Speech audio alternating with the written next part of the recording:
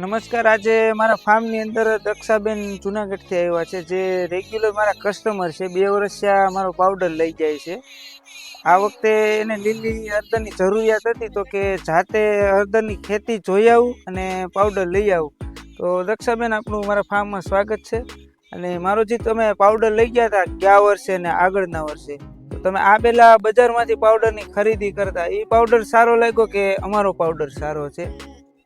આજે હું આ ભીમાણી પ્રાકૃતિક ફાર્મમાં આવી છું.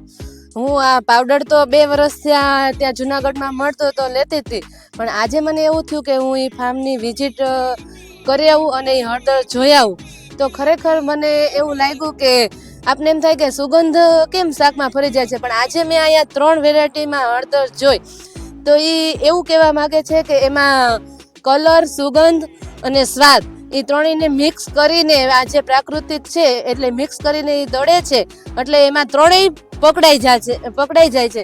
અને જ્યારે છોકરાઓને આ વર્ષે મેં એવો પણ અનુભવ કરેલો છે કે જ્યારે શરદી થાય છે ત્યારે મેં આ પાવડર દૂધમાં નાખીને પાયેલો છે, ત્યારે મારે દવાની પણ જરૂર નથી પડી. એટલે ખરેખર આજે હું લીલી હળદર જોવા માટે ખાસ કરીને તો હું અહીંયા આવી છું.